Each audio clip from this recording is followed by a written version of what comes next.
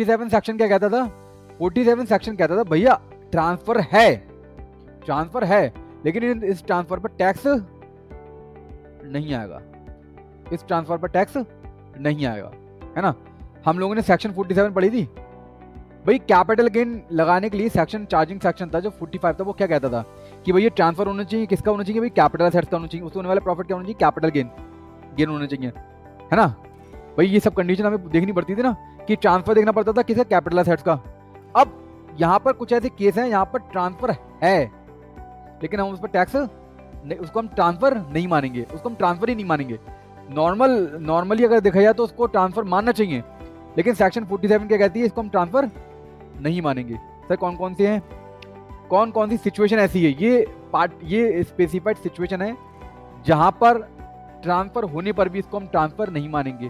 पहला, partial partition, ये तो पार्शियल हो या पार्शियल पार्टीशन हो या फुल्ली पार्टीशन हो, किसका? एचयूएफ का, ठीक है। और एचयूएफ क्या कर रही है?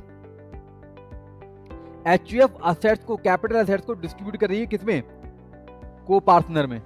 जो मेंबर्स होते हैं ना एचयूएफ के, उनको क्या मिल रही है? असेट्स मिल रही है। तो इस केस में जो एचयूएफ के हैंड में टैक्स नहीं आएगा, मतलब ट्रांसफर ही नहीं माना जाएगा इस चीज को। बात समझ में आ गई भैया? क्लियर है? Any distribution of A capital assets का जो डिस्ट्रीब्यूशन हो रहा है, क्यों हो रहा है? ऑन द टोटल, या तो टोटल पार्टीशन हो रहा है एचयूएफ का, या तो एचयूएफ बिल्कुल खत्म हो रही है भाई, ठीक है, या पार्शियल पार्टीशन हो रहा है। अगर इन दोनों में से कोई भी पार्टीशन हो रहा है और एचयूएफ के द्वारा कैपिटल असेट्स किसे मिल रही है? वो को पार्टनर को या मेंबर्स को, तो उस केस में क्या माना जाएगा?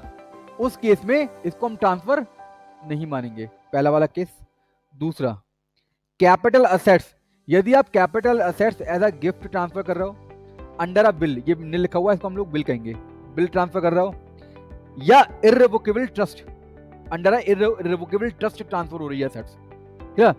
ये तीनों तरीके से अगर आप क्या कर रहे हो? असेट्स अपनी ट्रांसफर कर रहे हो, चाहे एज अ गिफ्ट कर रहे हो, चाहे एज अ बिल कर रहे हो, चाहे irrevocable trust. Clear? Irrevocable trust क्या है कि भैया आपने अपनी असेट्स किसी ट्रस्ट को दे दी और वो इररिवोकेबल नेचर की है, मतलब वो आपके लाइफ टाइम में वो आपको वापस नहीं मिलेगी। क्लियर है? कोई दिक्कत? तो इस केस में भी हम लोग इसको ट्रांसफर नहीं मानेंगे। 2 पॉइंट समझ में आ गए। तीसरा पॉइंट, अगर होल्डिंग कंपनी सब्सिडरी कंपनी को कोई असेट्स ट्रांसफर कर रही है, कैपिटल असेट्स ट्रांसफर कर रही है, क्या ट्रांसफर कर रही है? Capital assets. तो इसको जो कैपिटल असेट जा रही है सब्सिडी कंपनी को, इसको हम ट्रांसफर नहीं मानेंगे, लेकिन 2 कंडीशन पूरी करनी पड़ेगी। क्या कौन सी कंडीशन है? एक तो 100% होल्डिंग होनी चाहिए। वैसे सब्सिडी होल्डिंग रिलेशन आपको पता है 51% में भी, भाई 51% में भी सब्सिडी होल्डिंग का रिलेशन एग्जिट कर जाता है। मतलब अगर किसी कंपनी के पास में किसी कंपनी के 51% शेयर हैं तो इसको भी हम होल्डिंग और सब्सिडी रिलेशन कहेंगे। लेकिन अगर असेट्स को आपको क्या करना है, अगर कैपिटल असेट्स ट्रांसफर हो रही है किसको? सब्सिडरी कंपनी को, और इसको क्या मानना है? इसको ट्रांसफर नहीं मानना है, तो बहुत जरूरी है इस होल्डिंग का 100% होना, इस होल्डिंग का 100% होना। एक तो पहले आपको ये वाली कंडीशन पूरी करनी है, दूसरी आपको करनी है जो सब्सिडरी कंपनी है, सब्सिडरी जिसको असेट्स ट्रांसफर हो रही है, वो कौन सी होनी चाहिए? वो इंडियन कंपनी होनी चाहिए। कौन सी? Indian company. ये आपको 2 कंडीशनें पूरी करनी पड़ेंगी। कौन कौन सी भैया? एक तो 100% होल्डिंग होनी चाहिए, और क्या होना चाहिए? वो जिसको असेट्स ट्रांसफर हो रही है सब्सिडी कंपनी, इसकी क्या होनी चाहिए? ये इंडियन कंपनी होनी चाहिए। क्लियर है? एक केस ये है। एक केस ये भी बन सकता है कि भैया सब्सिडरी कंपनी से असेट्स किसके पास जा रही है? होल्डिंग कंपनी के पास। ये भी केस हो सकता है। इसके लिए करना क्या है? 2 कंडीशन इसके लिए पूरी करनी है। एक तो 100% होल्डिंग होनी चाहिए, सही है। दूसरा जो होल्डिंग कंपनी है वो कौन सी होनी चाहिए? Indian company. Holding company Indian company. सीधा सा फंडा ये है, जिसको असेट्स ट्रांसफर हो रही है वो कौन सी होनी चाहिए? इंडियन कंपनी, और 100% होल्डिंग होनी चाहिए। अगर बोथ कंडीशन पूरी है देन सब्सिडरी के द्वारा होल्डिंग कंपनी को या होल्डिंग कंपनी के द्वारा सब्सिडरी कंपनी को असेट्स ट्रांसफर हो रही है, कैपिटल असेट, तो हम ट्रांसफर नहीं मानेंगे। सर बात समझ में आ गई? क्लियर है? आगे बढ़े। क्लियर? लेकिन एक चीज याद रखना भाई, ये जो ट्रांसफर है वो एज स्टॉक इन ट्रेड नहीं होना चाहिए। अगर स्टॉक इन ट्रेड ट्रांसफर हो रहा है मतलब भाई होल्डिंग कंपनी से सब्सिडरी कंपनी के पास असेट जा रही है, लेकिन होल्डिंग कंपनी के लिए जो असेट्स कैपिटल असेट्स थी वो इसके लिए क्या हो जाएगी? Stock in trade. तो भैया इस केस में आपको बेनिफिट नहीं मिलेगा, मतलब उस केस में होल्डिंग कंपनी को टैक्स देना पड़ेगा क्योंकि ये ट्रांसफर माना जाएगा। बात समझ में आ गई? क्लियर है? Fourth point, amalgamation. In a scheme of A amalgamation of two things will happen. वो कह रहा है भैया अगर कंपनी का क्या हो रहा है, अमलगमेशन हो रहा है। क्या हो रहा है कंपनी का? अमलगमेशन। अमलगमेशन क्या होता है भैया? कोई बता सकता है अमलगमेशन क्या होता है? हैं? अगर कंपनी का अमलगमेशन हो रहा है, अमलगमेशन होता है भैया जैसे एक कंपनी है ए लिमिटेड, सही है, एक कंपनी है बी लिमिटेड। अब ए कंपनी क्या हुई, बी में मर्ज हो गई। बी में क्या हो गई? मर्ज हो गई बी में जाकर मिल गई। सही, एक तो ये हो सकता है। एक तरीका ये कि ए कंपनी ने मिलकर सी कंपनी बना ली। नहीं, क्या बना ली? ए कंपनी आपस में क्या हुई, अमलगमेट हो गई और एक नई कंपनी बना ली। क्लियर? सी कंपनी। तो इसको भी हम लोग क्या कहते हैं? अमलगमेशन। क्या कहते हैं? अमलगमेशन। अब इसमें सिचुएशन क्या है, जो कंपनी है, जो मर्ज हो रही है, जो क्या हो रही है, मर्ज हो रही है, भाई उसकी कैपिटल एसेट्स कहां चली जाएंगी? अब जिस कंपनी में मर्ज हो रही है, जिस कंपनी में मर्ज हो रही है, जिस कंपनी में मर्ज हो रही है हम लोग कहते हैं ट्रांसफरी कंपनी, है ना। इसे हम लोग कहते हैं अमलगामेटेड कंपनी। कौन सी? अमलगामेटेड कंपनी। अगर अमलगामेटेड कंपनी में जो असेट्स जा रही हैं, अब कैपिटल असेट जा रही है किसको? अमलगामेटेड कंपनी को, तो इसको हम ट्रांसफर नहीं मानेंगे। कब नहीं मानेंगे ट्रांसफर? जब जो अमलगामेटेड कंपनी है, तो अमलगामेटेड कंपनी क्या होनी चाहिए? इंडियन कंपनी होनी चाहिए। क्या होनी चाहिए?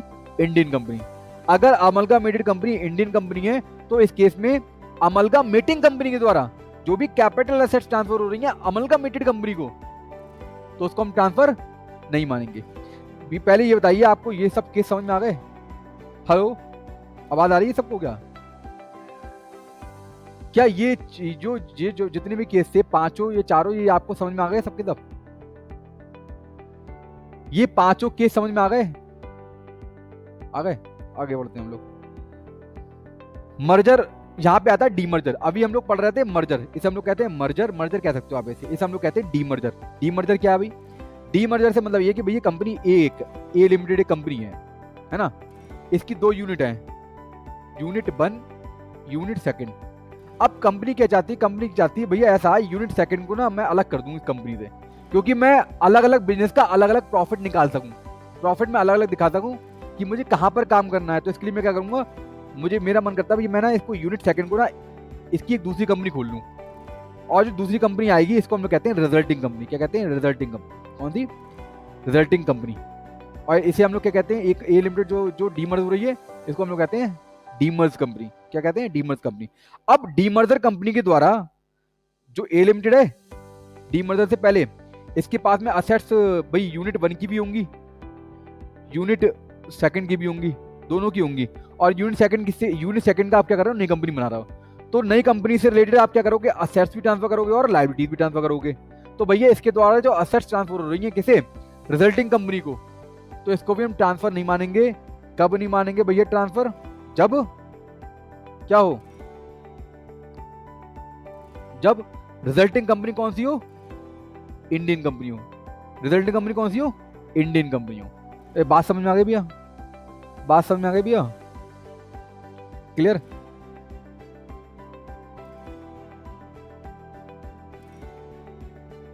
नहीं, ट्रांसफर ही तो माना जाएगा भाई। अरे ए लिमिटेड थी, प्रोप्राइटर से क्या मतलब? यहाँ प्रोप्राइटर कहाँ से आ गया? डायरेक्टर होता है, प्रोप्राइटर नहीं होता सर यहाँ पर, है ना। तो ए लिमिटेड है, ए लिमिटेड से आपने बी लिमिटेड बना दी एक बिजनेस के लिए, तो भैया कंपनी अलग अलग होगी, एक कहाँ है?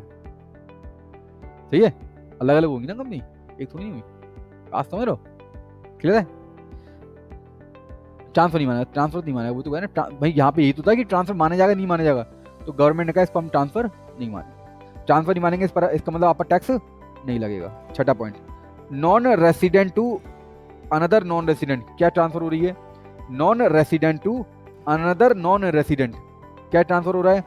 अगर मैं बताऊं आपको, जैसे वैसे तो यहाँ पे लिख लो government security outside India, rupee denominated bond outside India, non resident to non resident जा रहे हैं, तो इस केस में ट्रांसफर हम लोग नहीं मानेंगे। अगर non resident to non resident outside India, अगर आप सिक्योरिटी जो गवर्नमेंट सिक्योरिटी है उसको ट्रांसफर कर रहे हो, है ना, या रूपी डिनोमिनेटेड बॉन्ड को ट्रांसफर कर रहे हो, तो इसको हम लोग ट्रांसफर नहीं मानेंगे। सर बात समझ में आ गई? क्लियर है? ठीक है, कोई दिक्कत? इसको ना वैसे मैं आपको बताऊं, अगर NR to NR outside India का ट्रांसफर हो रहा है, पता क्या क्या चीज? बॉन्ड, बॉन्ड हो सकते हैं आपके, जीडीआर हो सकते हैं, और आपके रुपी डिनोमिनेटेड बॉन्ड हो सकते हैं, रुपी डिनोमिनेटेड बॉन्ड हो सकते हैं, है ना? तो ये आपकी असेट्स अगर non resident to non resident transfer हो रही है, सही है, तो इसको हम लोग ट्रांसफर नहीं मानेंगे आउटसाइड इंडिया। ये याद रखना, आउटसाइड इंडिया। कौन सा? Outside India. क्लियर है? कोई दिक्कत? कोई दिक्कत? आगे बढ़े भैया। Redemption of A souvenir gold bond by individual. Souvenir gold bond का अगर रिडेम्पशन हो रहा है किसके द्वारा? इंडिविजुअल के द्वारा, तो इसको भी हम लोग ट्रांसफर नहीं मानेंगे, इसको भी हम लोग ट्रांसफर नहीं मानेंगे। सर बात समझ में आ गई? क्लियर है? कोई दिक्कत? 8वां point, conversion of a bond. Bond का कन्वर्जन हो रहा है, डिवेंचर का हो रहा है, डिवेंचर स्टॉक का हो रहा है, किस में? Share and debenture of same company. जैसे एक कंपनी है ए लिमिटेड, सही है, इसके डिवेंचर होल्डर भी हैं, बॉन्ड होल्डर भी हैं, और डिवेंचर भी हैं उनके बारे में, और बॉन्ड भी हैं। अब ये डिवेंचर और बॉन्ड्स किस में ट्रांसफर हो रहे हैं भैया? Share and debenture of same company में। सेम कंपनी के ही उसके बदले में उसको शेयर एंड डिवेंचर मिल रहे हैं, तो इस केस में इसको हम ट्रांसफर नहीं मानेंगे। बात समझ आ गई भैया? डिपॉजिट सर्टिफिकेट भी उसी में आएंगे। इस तरीके से प्रेफरेंशियल शेयर को कन्वर्ट हो रहे हैं किसमें? इक्विटी शेयर में ऑफ दैट कंपनी, तो अभी हम लोग उसको ट्रांसफर नहीं मानेंगे। तो अभी हम लोग उसको ट्रांसफर नहीं मानेंगे, मतलब आपके पास में प्रेफरेंस शेयर है, प्रेफरेंस शेयर के बदले में आपको क्या मिल रहा है? इक्विटी शेयर मिल रहे हैं, तो इस केस में भी हम लोग उसको ट्रांसफर नहीं मानेंगे। बात समझ आ गई भैया? म्यूचुअल फंड्स, मैंने आपको म्यूचुअल फंड्स के केस में बताया भी था कि म्यूचुअल फंड्स क्या होते हैं भैया।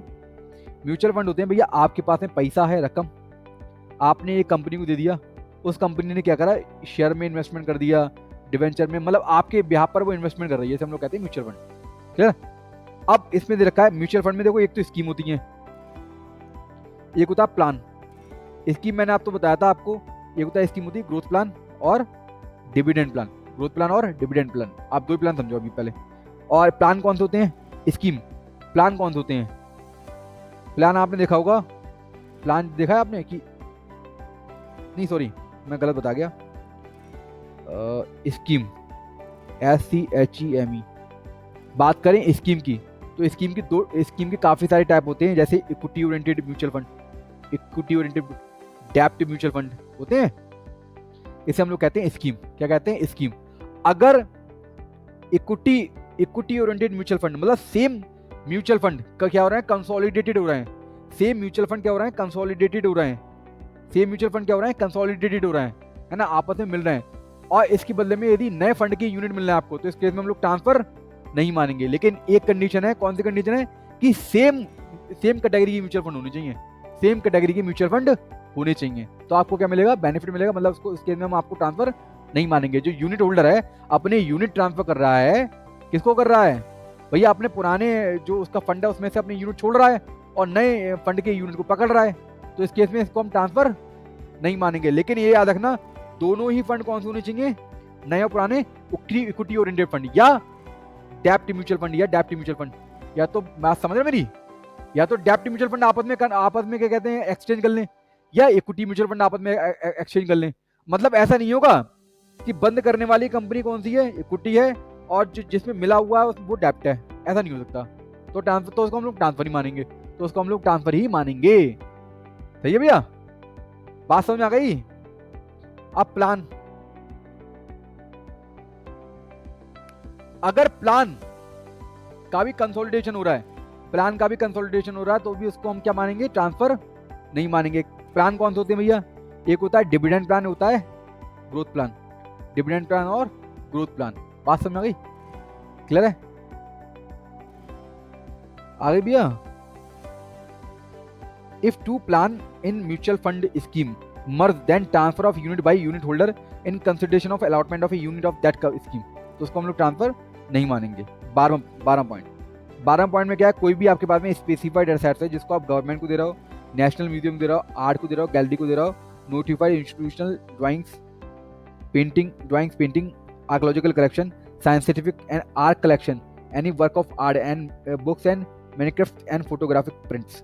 यदि आप कोई भी ये जो स्पेसिफाइड असेट्स है किसको दे रहे हो आप, गवर्नमेंट को दे रहे हो, नेशनल म्यूजियम को दे रहा हो, आर्ट गैलरी को दे रहा हो, नोटिफाइड इंस्टीट्यूशन को दे रहा हो, ड्राइंग दे रहा हो, अगर इन लोगों को दे रहा हो गवर्नमेंट, किसी भी गवर्नमेंट को या इन स्पेसिफाइड बंदों को क्या दे रहा हो आप, ड्राइंग्स जो भी आपने ड्राइंग्स करी है वो दे रहा हो आप, पेंट ट्रांसफर कर रहा हो, आर्कोलॉजिकल कलेक्शन ट्रांसफर कर रहा हो, साइंटिफिक रिसर्च ट्रांसफर कर रहा हो, art collection any work of art है ना, बुक्स ट्रांसफर कर रहा हो। अगर ये सब चीज़ें आप किसको ट्रांसफर कर रहे हो, गवर्नमेंट को, नेशनल म्यूजियम को, आर्ट गैलरी को, नोटिफाइड इंस्टीट्यूशन को, तो उस केस में हम उसको ट्रांसफर नहीं मानेंगे। बात समझ आ गई भैया? ये कॉन्सेप्ट है रिवर्स मॉर्गेज। रिवर्स मॉर्गेज क्या है कि भैया जो बूढ़े लोग होते हैं, बूढ़े लोग जिनकी एज 60 साल उससे ज़्यादा हो जाती है, तो भैया ये क्या करते हैं, उनके बाद में घर है, घर को क्या कर देते हैं, बैंक में गिरवी रख देते हैं, बैंक से ये लोन लेते हैं लमसम या इंस्टॉलमेंट में लोन, ऐसा पिया किसकी तरह, पेंशन स्कीम की तरह, या तो पेंशन स्कीम की तरह ले लें या पूरा इकट्ठा पैसे ले लें। बात समझ रहे हो मेरी, है ना? तो इस केस में भाई जो सीनियर सिटीजन है उसके पास से क्या जा रही है, हाउस प्रॉपर्टी, इसको बदले मिल क्या रहा है, इंस्टॉलमेंट पेंशन के रूप में। तो भैया गवर्नमेंट कह रही है इसको हम ट्रांसफर नहीं मानेंगे, इसको हम ट्रांसफर नहीं मानेंगे। बात समझ आ गई? क्लियर है? कोई दिक्कत? इसको हम ट्रांसफर नहीं मानेंगे। क्लियर भैया?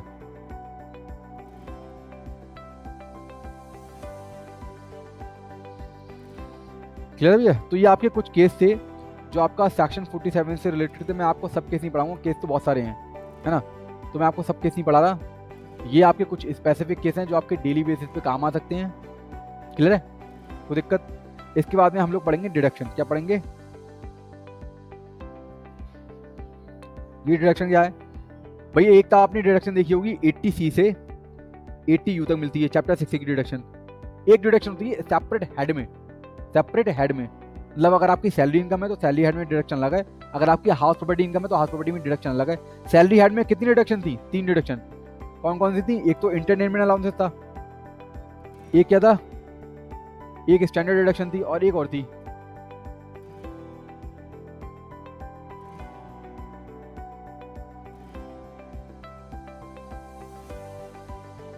कौन सी थी?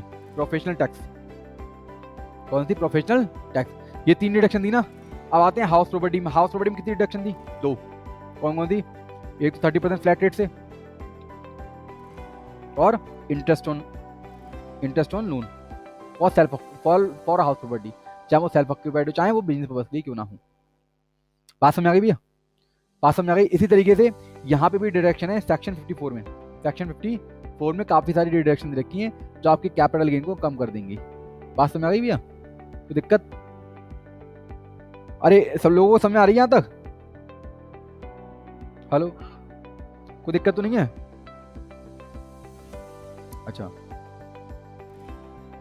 मैं बस 1-2 मिनट के लिए ना पॉज कर रहा हूँ, 1-2 मिनट के लिए, मतलब ऐसे ही रहना।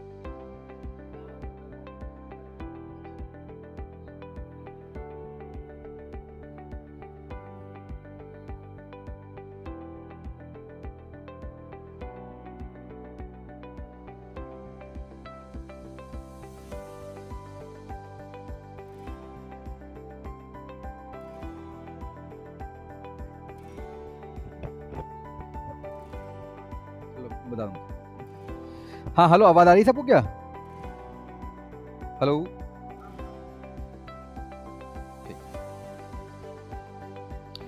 अब मैं पढ़ाऊंगा आपको यहाँ पर डिडक्शन। मैंने अभी आपको बताया भी था डिडक्शन देखो हर हेड में होती हैं, तो यहाँ पे भी आपको डिडक्शन मिल जाती है और ये मिलती है आपको सेक्शन 54 में, है ना। मतलब 54 की काफ़ी सारी सेक्शन है। सबसे पहले हम लोग चलते हैं, मैं एक एक करके आपको सेक्शन पढ़ाऊंगा, ठीक है।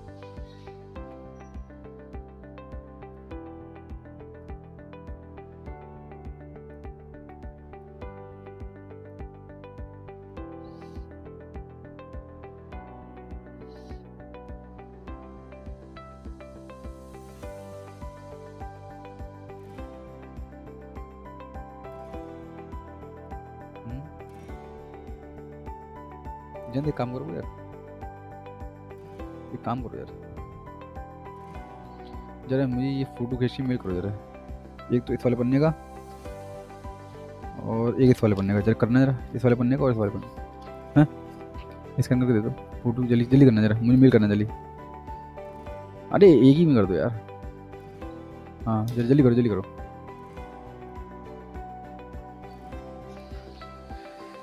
हेलो, आप पूर्णिमा चली गई क्या? पूर्णिमा,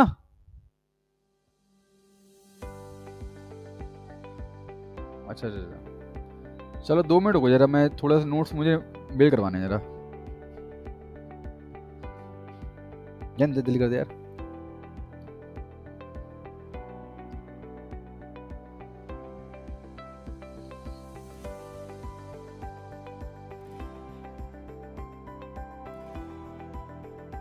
मेल कर रहा है क्या?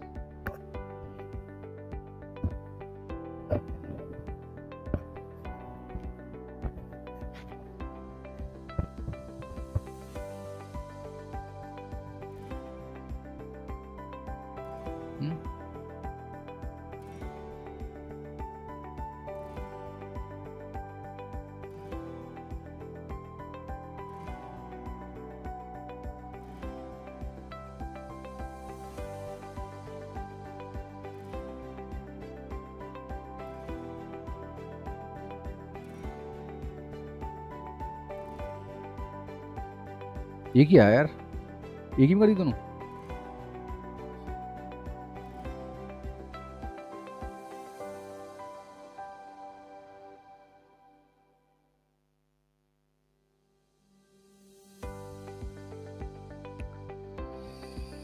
हाँ तो भैया मैंने ना जितनी भी हमारी डिडक्शंस है ना, मैंने देखो 4 और 2 6 डिडक्शन लिए हैं। वैसे डिडक्शन 1 2 और ज़्यादा और 2 हैं, वो मैंने ली नहीं क्योंकि वो ज़्यादा भाई लेंथी हो जाएंगी वो, क्लियर। तो इसके अलावा मैंने नोट्स बना लिया है। नोट्स में बहुत सिंपल तरीके से कि ये डिडक्शन आपको कब मिलेंगी, कितनी मिलेगी, क्या खरीदना है, क्या बेचना है, कब खरीदना है, कब बेचना है, ये सब मैंने इसमें लिख रखा है। बहुत छोटे छोटे छोटे छोटे नोट्स के जरिए, ठीक है। तो सबसे पहले एक सेक्शन आपकी 54 में क्या है कि भैया 54 का बेनिफिट आप कब ले सकते हो। सबसे पहले आप क्या बेच रहे हो, अगर आपने रेसिडेंशियल हाउस प्रॉपर्टी बेची है, क्या बेची है, रेसिडेंशियल हाउस प्रॉपर्टी, क्या बेची है, रेसिडेंशियल हाउस प्रॉपर्टी। यदि आपने अपना घर बेचा है और उसकी इनकम कहां टैक्सेबल है, हाउस प्रॉपर्टी में टैक्सेबल है, तो इस केस में आपको सेक्शन 54 का बेनिफिट मिलेगा। किसको मिलेगा, इंडिविजुअल और एचयूएफ को। इंडिविजुअल और एचयूएफ के अलावा अगर किसी ने प्रॉपर्टी बेची है तो उसको बेनिफिट नहीं मिलेगा। भाई कौन सी असेट्स का नेचर क्या होना चाहिए, लॉन्ग टर्म कैपिटल असेट्स होनी चाहिए। अगर वो शॉर्ट टर्म कैपिटल असेट्स है तो 54 का बेनिफिट नहीं मिलेगा, क्लियर। आगे बढ़ो भैया, मैंने आपको बताया लॉन्ग टर्म नेचर का होना चाहिए। अब भैया खरीदना क्या है, क्या खरीदें, हमने बेचा, हमें ये समझ में आ गया कि हमें रेसिडेंशियल हाउस प्रॉपर्टी बेचनी है, इस पर हमें बेनिफिट मिलेगा। सर हम खरीदे क्या, कहां पैसा लगाएं, तो भैया आपको पैसा लगाना पड़ेगा उसी रेसिडेंशियल हाउस प्रॉपर्टी में ही। मतलब यहाँ पे आपको रेसिडेंशियल हाउस प्रॉपर्टी बेचोगे और रेसिडेंशियल हाउस प्रॉपर्टी ही खरीदोगे। बात समझ में आ गई? सर कितनी अमाउंट इन्वेस्ट करनी है? आपको सिर्फ कैपिटल गेन अमाउंट इन्वेस्ट करनी है। कितना करना है? Capital gain.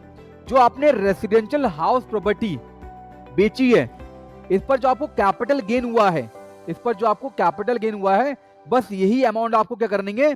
इन्वेस्टेड करनी है। किसमें करनी है? रेसिडेंशियल हाउस प्रॉपर्टी में ही, रेसिडेंशियल हाउस प्रॉपर्टी में ही करनी है। क्लियर है भैया? क्या हम एक से ज्यादा प्रॉपर्टी परचेज कर सकते हैं कि अपने कैपिटल गेन को बचाने के लिए? ना, आप एक से ज्यादा प्रॉपर्टी परचेज नहीं कर सकते। आपको अगर अपना, आप एक ही प्रॉपर्टी खरीद सकते हो, आप एक ही प्रॉपर्टी खरीद सकते हो। लेकिन गवर्नमेंट ने क्या देखा? गवर्नमेंट ने देखा यार असदीना बहुत परेशान है, तो गवर्नमेंट ने पूरी जिंदगी में आपको एक बार बेनिफिट दिया है कि भैया आप बचे हुए कैपिटल गेन से 2 प्रॉपर्टी परचेज कर सकते हो बचाने के लिए, 2 प्रॉपर्टी, लेकिन पूरी लाइफ टाइम में एक बार। कब? जब आपका प्रॉफिट 2 करोड़ से ज्यादा नहीं है तब। जब आपका प्रॉफिट 2 करोड़ से ज्यादा नहीं है तब। क्लियर है? कितने समय में आपको इन्वेस्ट करना है भैया? टाइम क्या है? टाइम यह है कि ट्रांसफर की डेट से 1 साल पहले या तो खरीद लो, या 2 साल, ट्रांसफर की डेट के 2 साल के अंदर खरीद लो, या 3 साल के अंदर बनवा लो। बनवा लो मतलब कंस्ट्रक्शन करवा लो। सही है? तो ये काम आप कर सकते हो। टाइम मैंने आपको बता दिया, 1 साल पहले परचेस कर लो, या 2 साल आगे परचेस कर लो ट्रांसफर की डेट से, या 3 साल के अंदर प्रॉपर्टी बनवा लो। ये आपके पास में टाइम है इन्वेस्टमेंट करने का। इन्वेस्टमेंट कितना करना है? कैपिटल गेन अमाउंट कितनी करनी है? कैपिटल गेन अमाउंट बस। क्या सर एक छूट कितनी मिलेगी? छूट भैया आपने जितनी अमाउंट इन्वेस्टमेंट करी है capital gain which ever is lower, इतनी की आपको डिडक्शन मिल जाएगी। सर अगर असेट्स बेच दी, जो नई वाली असेट्स है वो आपने बेच दी, मैं आपको बताऊं जो भी आप नई असेट्स परचेस करोगे वो आपको 3 साल तक नहीं बेचनी है। कितने साल तक नहीं बेचनी है? 3 साल तक। अगर आपने वो 3 साल से पहले बेच दी, 3 साल से पहले बेच दी, तो जो भैया आपने कैपिटल गेन यहां पे बचाया था, कैपिटल गेन जो आपने यहां पे सेव करा था, ये वाला कैपिटल गेन जो आपकी न्यू प्रॉपर्टी है, न्यू प्रॉपर्टी की कॉस्ट में से क्या हो जाएगा? कम हो जाएगा। कॉस्ट में से क्या हो जाएगा?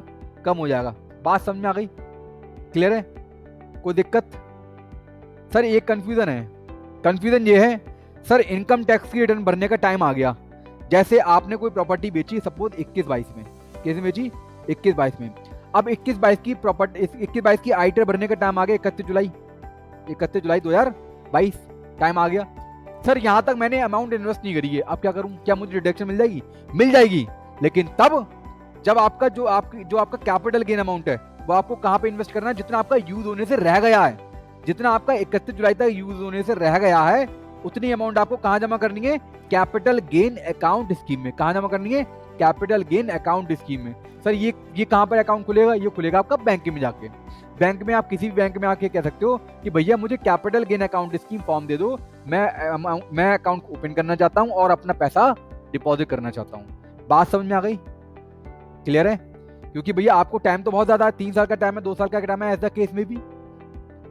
अब भैया डिडक्शन तो चाहिए इस साल, तो इस साल की डिडक्शन के लिए गवर्नमेंट कह रही है भैया वो पैसा आपको ब्लॉक करना पड़ेगा। ब्लॉक कहां करना है? कैपिटल गेन अकाउंट स्कीम में। कहां करना है? कैपिटल गेन अकाउंट स्कीम में। सर बात समझ में आ गई? अब अगर टाइम खत्म हो गया आपका 3 साल या 2 साल, एज द केस में भी आपका टाइम खत्म हो गया और कैपिटल गेन अकाउंट स्कीम में जो पैसा रखा हुआ है उसको आप यूज नहीं कर पाए, तो भैया जो भी उसकी कट ऑफ डेट है, मतलब जब भी वो टाइम खत्म होगा उस ईयर में क्या हो जाएगा? वो टैक्सेबल हो जाएगा। ऐसा कैपिटल गेन क्या हो जाएगा? टैक्सेबल हो जाएगा। बात समझ में आ गई भैया? बात समझ में आ गई? क्लियर है? अब आते हैं दूसरी सेक्शन पढ़ते हैं, 54B। कौन सी सेक्शन है? 54B। सर इसमें क्या बेचना हमें? इसमें बेचना अर्बन एग्रीकल्चर लैंड। अगर रूरल एग्रीकल्चर लैंड बेचोगे तो कैपिटल गेन है ही नहीं उस पर, क्योंकि वो असेट्स ही नहीं मानी जाती है। यहाँ पे आपको क्या बेचना है? Urban agriculture land. किसको मिलेगी डिडक्शन? इंडिविजुअल और एचयूएफ को मिलेगी। सर कितनी पुरानी एसेट्स होनी चाहिए? कम से कम एटलीस्ट 2 साल पुरानी। जो अर्बन एग्रीकल्चर लैंड है ये एटलीस्ट 2 साल पुरानी होनी चाहिए बेचने से पहले, है ना? जो सेल्फ आपके द्वारा यूज हो या आपके पेरेंट्स के द्वारा एग्रीकल्चर पर्पस के लिए यूज होनी चाहिए। सर इसका होने वाला प्रॉफिट क्या होगा? लॉन्ग टर्म भी हो सकता है, शॉर्ट टर्म भी हो सकता है। ये वैसे तो अब लॉन्ग टर्म ही होगा। क्यों होगा लॉन्ग टर्म? क्यों होगा लॉन्ग टर्म? ये जो नहीं, ये जो प्रॉफिट है वो आपका लॉन्ग टर्म भी हो सकता है और शॉर्ट टर्म भी हो सकता है, कोई दिक्कत नहीं है। बस आपने देखा होगा 54 में आप डिडक्शन उसी असेट्स को ले सकते हो जो लॉन्ग टर्म नेचर की हो। क्लियर है? अब खरीदना क्या है आपको? एग्रीकल्चर लैंड ही खरीदना है। क्या खरीदना है? एग्रीकल्चर लैंड, चाहे वो अर्बन हो या रूरल हो, उससे कोई मतलब नहीं है। क्लियर है? कितने टाइम में खरीदना है? 2 साल के अंतर्गत। ट्रांसफर की डेट से 2 साल के अंतर्गत क्या करना है आपको? एग्रीकल्चर लैंड परचेज करना है। क्लियर भैया? सर कितनी छूट मिलेगी? भैया जितना आप अमाउंट इन्वेस्ट कर दोगे, कैपिटल गेन अमाउंट और invest amount which ever is less, उतनी की डिडक्शन आपको मिल जाएगी। सर अगर नई एसेट्स हमने बेच दी तो? अगर आपने नई एसेट्स बेच दी तो जितना भी आपको कैपिटल गेन मिला था, एग्जम्पशन मिली थी, जितने कैपिटल गेन की आपको एग्जम्पशन दी गई थी, उतने की वैल्यू से आपका कॉस्ट, न्यू एसेट्स की कॉस्ट क्या हो जाएगी? कम हो जाएगी। न्यू एसेट्स की कॉस्ट क्या हो जाएगी? कम हो जाएगी। कितने से कम हो जाएगी? जितने का आपको कैपिटल गेन का बेनिफिट मिला था। बात समझ में आ गई? बात समझ में आ गई? दो सेक्शन भैया। और जो भी आपका अनयूटिलाइज अमाउंट है उसका क्या करना है? वो भी आपका टैक्सेबल हो जाएगा। Clear? Short term capital gain या long term capital gain as the case में भी। क्लियर? अब आते हैं सेक्शन 54D में। कौन सा सेक्शन? 54D में। सर ये क्या है? अगर कोई भी लैंड या बिल्डिंग जो आपकी इंडस्ट्रियल का पार्ट है, इंडस्ट्री मतलब आपकी फैक्ट्री है कोई, क्लियर, अब वहां से हाईवे निकल रहा है। क्या निकल रहा है? हाईवे निकल रहा है। गवर्नमेंट ने इसको कंपलसरी एक्वायर कर लिया उस लैंड एंड बिल्डिंग का। अब आप क्या करोगे? अब आपको क्या करना है भैया? ये डिडक्शन किसको मिलेगी? किसी को भी मिल सकती है, कोई भी टाइप का स्थिति हो सबको मिल जाएगी डिडक्शन। करना क्या है भैया? करना ये है, जो आपकी इंडस्ट्रियल अंडरटेकिंग है कम से कम 2 साल पुरानी होनी चाहिए। वही जो लैंड एंड बिल्डिंग 2 साल पुरानी होनी चाहिए। सर इसमें आपका कैपिटल गेन कौन सा होगा? शॉर्ट टर्म भी हो सकता है और लॉन्ग टर्म भी हो सकता है। मतलब जिसको आप असेट्स को बेच रहे हो, जो आपकी कंपलसरी एक्वायर हो रही है असेट्स, वो लॉन्ग टर्म भी हो सकती है, शॉर्ट टर्म भी हो सकती है। क्योंकि टाइमिंग क्या है? 2 साल का है, तो 2 साल में तो लॉन्ग टर्म भी हो सकता है और शॉर्ट टर्म भी हो सकता है। क्लियर भैया? खरीदना क्या है? लैंड एंड बिल्डिंग करनी है। किसके लिए? इंडस्ट्रियल पर्पस के लिए। मतलब अब आपकी इंडस्ट्री जहां पर थी वहां से हटा के क्या कर रहे हो? दूसरी जगह लगा रहे हो। क्या कर रहे हो? दूसरी जगह लगा रहे हो। बात समझ आ गई? आपने जो भी असेट्स परचेज करी है, कितने समय में परचेज करना है भैया? 3 साल के अंतर्गत। कितने समय में करना है? न्यू लैंड एंड बिल्डिंग कितने साल में करना है? 3 साल के अंतर्गत परचेज करना है। कितने साल में करना है? 3 साल के अंतर्गत परचेज करना है। क्लियर भैया? कितनी छूट मिलेगी? जितना आपका कैपिटल गेन बनता है और invested amount which ever is lower. बात समझ में आ गई भैया? क्लियर? अगर आपने नई एसेट्स बेच दी, अगर आपने जो मैंने कहा ना आपको 3 साल तक ब्लॉक करना है एसेट्स को, अगर आपने वो बेच दी ना 3 साल से पहले, तो पता क्या होगा? तो वो वाली जो आपकी न्यू कैपिटल एसेट्स है उसकी कॉस्ट में से कैपिटल गेन घटा दिया जाएगा, जितना आपको बेनिफिट मिल गया था। भाई पहले आपने बेनिफिट ले लिया, अभी आपकी कॉस्ट में से रिड्यूस हो जाएगा। क्लियर है? कोई दिक्कत? आगे आ जाओ भैया। एक है सेक्शन 54EC। कौन सी है? Section 54EC। ये डिडक्शन किस पर मिलेगी? क्या बेचोगे आप? लैंड एंड बिल्डिंग पर। किस पर मिलेगी? लैंड एंड बिल्डिंग पर। ये किसी को भी मिल सकती है। लॉन्ग टर्म कैपिटल एसेट्स होनी चाहिए। कौन सी होनी चाहिए? Long term capital asset. ये शॉर्ट टर्म पर बेनिफिट इसका नहीं मिलेगा, सिर्फ लॉन्ग टर्म एसेट्स में मिलेगा। किस में मिलेगा? लैंड एंड बिल्डिंग पर ही। सिर्फ ये बेनिफिट लैंड एंड बिल्डिंग में मिलेगा। करना क्या भैया? लॉन्ग टर्म नेचर कैपिटल होना चाहिए। करना क्या भैया? आपको बॉन्ड परचेज करने, किसके? National highway authority of India के, है ना, और रूरल इलेक्ट्रिफिकेशन कॉर्पोरेशन के, है ना, पावर फाइनेंस के, इंडियन रेलवे फाइनेंस कॉर्पोरेशन के। इसके आपको क्या करने हैं? बॉन्ड परचेज करने हैं। क्या करने हैं? बॉन्ड परचेज करने। सर कब तक करने हैं? 6 महीने तक। कब तक करने हैं? 6 महीने तक। ट्रांसफर की डेट से 6 महीने तक आपको क्या करने पड़ेंगे? इन कंपनियों के बॉन्ड परचेज करने पड़ेंगे। बात समझ में आ गई भैया? क्या बेचना है आपको? Long term. क्या बेचना है? लैंड और बिल्डिंग। क्या बेचना है आपको? Land and building. कौन सा प्रॉफिट होना चाहिए आपका? लॉन्ग टर्म नेचर का। कौन सा प्रॉफिट होना चाहिए? लॉन्ग टर्म नेचर का। क्या खरीदना है? मैंने आपको बता दी, ये इसके बॉन्ड आपको खरीदने पड़ेंगे। ये वो बॉन्ड है जो 5 साल तक रिडीमेबल नहीं होंगे। मतलब ये इसका पैसा आपका 5 साल तक क्या हो जाएगा? ब्लॉक हो जाएगा। मिनिमम 5 साल तक क्या हो जाएगा? पैसा ब्लॉक हो जाएगा। बात समझ आ गई भैया? ठीक है? कितनी छूट मिलेगी? वो अमाउंट इन्वेस्टेड और capital gain which ever is lower, उतने की डिडक्शन आपको दे दी जाएगी। सर नई एसेट्स अगर हमने 3 साल से पहले बेची थी तो? 3 साल से पहले नहीं, मतलब 5 साल का टाइम है। अगर इसमें 5 साल से पहले आपने क्या कर लिया? या तो उसके अगेंस्ट में लोन ले लिया या इसको ट्रांसफर कर दिया, या तो लोन ले लिया या ट्रांसफर कर दिया। दोनों ही केस में आपके केस क्या हो जाएगा? कॉस्ट में से रिड्यूस हो जाएगा। क्या हो जाएगा? कॉस्ट में से रिड्यूस हो जाएगा। जो न्यू असेट्स है उसकी कॉस्ट में से रिड्यूस कर देंगे कैपिटल गेन। बात समझ आ गई? क्लियर भैया? अब दो सेक्शन और है आपकी, एक है 54F, ये 54 और 54F ये सबसे ज़्यादा यूज होने वाली सेक्शन है, पता है, सबसे ज़्यादा यूज होने वाली सेक्शन। इसमें आपको क्या बेचना है, लॉन्ग टर्म कैपिटल एसेट्स बेचना है other than residential house property, other than residential house property. क्योंकि रेसिडेंशियल हाउस प्रॉपर्टी के लिए कौन सी डिडक्शन है, ऑलरेडी डिडक्शन है सेक्शन 54, रेसिडेंशियल हाउस प्रॉपर्टी के लिए ऑलरेडी डिडक्शन है सेक्शन 54। बात समझ रहे हो भैया? किसको मिलेगी ये, इंडिविजुअल एचओएफ को मिलेगी, किसको मिलेगी, इंडिविजुअल एचओएफ को मिलेगी। लॉन्ग टर्म कैपिटल गेन होना चाहिए, कौन सा होना चाहिए, long term capital gain. Sir करना क्या क्या खरीदना है आपको, भैया रेसिडेंशियल हाउस प्रॉपर्टी खरीदना है, क्या खरीदना है, रेसिडेंशियल हाउस प्रॉपर्टी खरीदना है। लेकिन जब आप रेसिडेंशियल हाउस प्रॉपर्टी खरीदोगे, नई रेसिडेंशियल हाउस प्रॉपर्टी, तो उस केस में आपके पास में एक से ज्यादा घर नहीं होने चाहिए, एक से ज्यादा घर नहीं होने चाहिए। बात समझ आ गई भैया? सर कब खरीदना है, एक साल पहले ट्रांसफर की डेट से, एक साल पहले परचेस कर लो या 2 साल बाद परचेस कर लो या 3 साल के अंतर्गत आप प्रॉपर्टी को बनवा लो। एज द केस में भी आप कोई भी कर सकते हो, तो आपको ये करना पड़ेगा, क्या करना है, रेसिडेंशियल हाउस प्रॉपर्टी या तो परचेस कर लो 1 साल पहले, 2 साल के अंदर या 3 साल के अंदर क्या करवा लो, बनवा लो, क्या, रेसिडेंशियल हाउस प्रॉपर्टी। सर कितनी अमाउंट इन्वेस्ट करनी है, वैसे मैं यार ये जितनी भी मैंने आपको सेक्शन पढ़ाई थी उसमें मैंने आपको बताया था कि आपको कैपिटल गेन अमाउंट इन्वेस्ट करना अपना प्रॉफिट बचाने के लिए। लेकिन यहाँ पे सेक्शन 54 में एक ऐसी लॉसी सेक्शन है जहां पे आपको कैपिटल गेन अमाउंट इन्वेस्ट नहीं करना है, total net sale consideration invest करना है। क्या करना है, total net sale consideration, total net sale consideration, ठीक है, उतना इन्वेस्ट करना पड़ेगा। अगर आप उतना नहीं करोगे तो जिस प्रोपोर्शन में करोगे उतने की आपको क्या मिलेगी, डिडक्शन मिल जाएगी, उतने की क्या मिल जाएगी, डिडक्शन मिल जाएगी। बात समझ आ गई भैया? नई संपत्ति taxable as a long term capital gain. अगर आपने वो प्रॉपर्टी जो आपने खरीदी है रेसिडेंशियल प्रॉपर्टी, अगर वो आपने 3 साल से पहले बेच दी, 3 साल से पहले बेच दी, तो जो आपने कैपिटल गेन बचाया था पहले वो आपका लॉन्ग टर्म कैपिटल गेन मान लिया जाएगा। यहाँ पे कॉस्ट में से रिड्यूस नहीं होगा, यहाँ पे आपका लॉन्ग टर्म कैपिटल गेन मान लिया जाएगा। बात समझ आ गई भैया?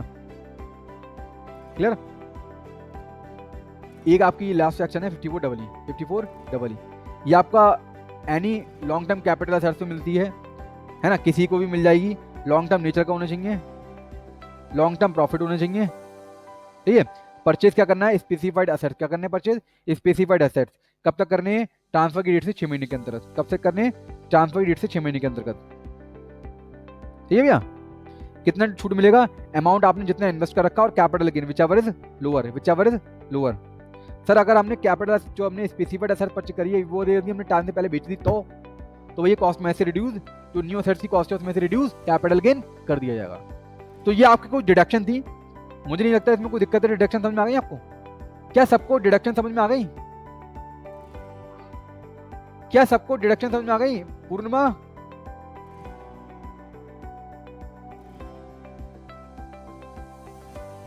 पूर्णिमा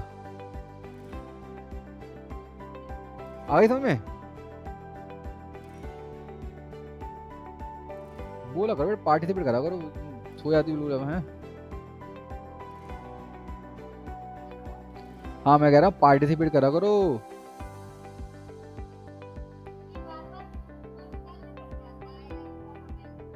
अच्छा हाँ भैया, टैक्स ऑन कैपिटल गेन। देखो मेरे पॉइंट से कैपिटल गेन का जो चैप्टर है, देखो मैं ऐसा तो है नहीं मुझे आपको फाइनल तक सीए फाइनल करवाना है, तो मुझे तो कुछ बेसिक अंडरस्टैंडिंग बता देनी थी कैपिटल गेन की। और भी चैप्टर जो हमारे चलेंगे आगे, तो मेरी तरफ से वो कंप्लीट हो चुका है कैपिटल गेन। अब मुझे आपको ना कुछ सेक्शन बतानी है जो भाई इंपॉर्टेंट सेक्शन है। 112A और एक है 111A। जो दोनों एक जैसी हैं, ये लॉन्ग टर्म के लिए, ये शॉर्ट टर्म के लिए, ठीक है, शॉर्ट टर्म कैपिटल गेन के लिए। सर क्या है इसमें यदि आपने कोई भी equity share, equity oriented mutual fund है ना, या यूनिट ऑफ बिजनेस ट्रस्ट, यदि इन तीनों में से कोई भी एसेट्स आपने ट्रांसफर करी है और उस पर एसटीटी पेड है, क्या है, सिक्योरिटी ट्रांजैक्शन टैक्स पेड है।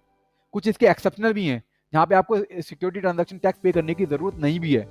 जैसे अगर आपके शेयर्स की डीलिंग कहाँ हो रही है, इंटरनेशनल फाइनेंशियल सर्विस सेंटर में हो रही है, तो उस केस में आपको एसटीटी पेड करने की जरूरत नहीं है, लेकिन तो अभी आपको बेनिफिट दे दिया जाएगा 112A का और 111A का। सर बेनिफिट क्या है, बेनिफिट ये है कि यहाँ पे टैक्स रेट आपका बहुत कम रेट से लगता है।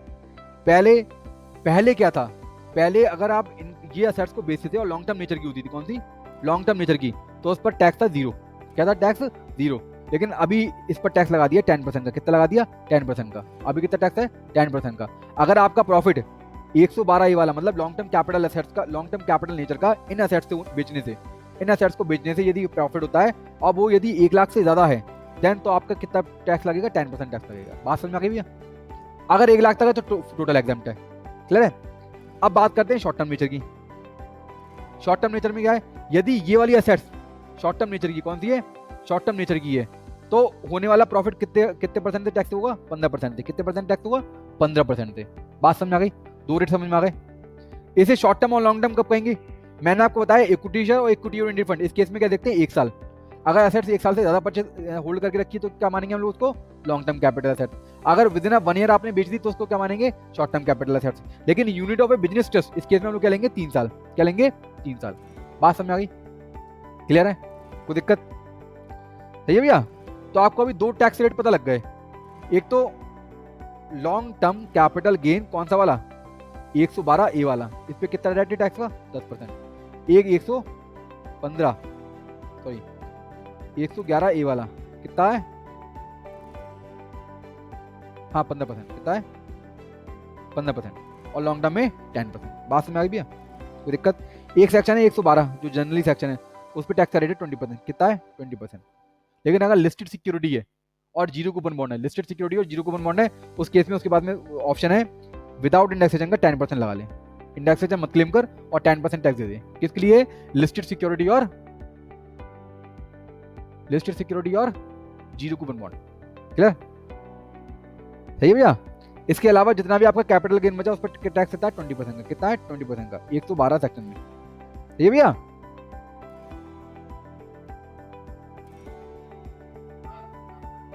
ठीक है? अब जो भी आपका अनएग्जॉस्टिव बेसिक एग्जाम्पशन लिमिट है can be utilise to adjust the income. 112 111 ये कह रहा है जो भी आपका अनएग्जॉस्टिव आपकी बेसिक एग्जाम्पशन लिमिट रह गई है उसका इस्तेमाल आप इन वाली इनकम से कर सकते हो। लेकिन आपको चैप्टर 6A की डिडक्शन का बेनिफिट यहाँ पर नहीं दिया जाएगा। चैप्टर 6A की डिडक्शन का बेनिफिट यहाँ पर आपको नहीं दिया जाएगा। कौन सी इनकम में नहीं दिया जाएगा? 111 ए वाली, 112 वाली, 112 ए वाली, 112 वाली। क्लियर? इन इनकम पर जो चैप्टर 6A की डिडक्शन है, डिडक्शन मिलती है आपको 80C से 80U तक। ये डिडक्शन आपको नहीं मिलेंगी। ये डिडक्शन आपको इस वाली इनकम से नहीं मिलेंगी। बात समझ में आ गई भैया? ये कौन सी इनकम है मैंने आपको बता भी दिया था अभी, बता था ना मैंने भाई। 111 किसके लिए है? Equity share, equity oriented mutual fund और business trust, unit of business trust. लेकिन कौन सा? शॉर्ट टर्म नेचर का होना चाहिए। कौन सा होना चाहिए? शॉर्ट टर्म नेचर का। क्लियर? शॉर्ट टर्म नेचर का। सही? तो 111 है। अगर लॉन्ग टर्म नेचर का तो 112 है। 112 नॉर्मली सब पे लगता है, सब लॉन्ग टर्म नेचर की एसेट्स में सब पे 112 लगता है। क्लियर भैया? कोई दिक्कत? तो ये आपका कैपिटल गेन मेरी तरफ से पूरा हो चुका है। एक चीज मैं आपको और बता दूं, इस पर ना हायर टैक्स रेट, हायर जो सरचार्ज है ना, हायर सरचार्ज, अभी मैं आपको दिखा दूं।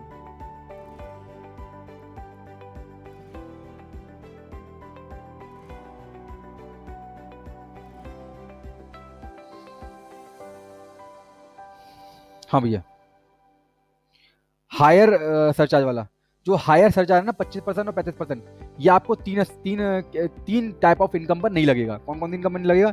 एक तो 111 ए वाली पे नहीं लगेगा, 112 ए वाली पे नहीं लगेगा और डिविडेंड इनकम पे नहीं लगेगा। ये 3 टाइप की इनकम पर ये वाला हायर सरचार्ज वाला रेट नहीं लगेगा। मतलब आपको जो मैक्सिमम जो आपको सरचार्ज देना वो कितना देना होगा? 15% का। कितना देना होगा? 15% का। सर बात समझ आ गई? क्लियर है? कोई दिक्कत, कोई परेशानी? फिलहाल में मैं अभी अपना कैपिटल गेन यहाँ पे कंप्लीट कर रहा हूँ। अब हम लोग मिलते हैं आपसे नेक्स्ट वीडियो में जिसका नाम है अदर सोर्सेज। कौन सा नाम है? Other sources. बात समझ आ गई?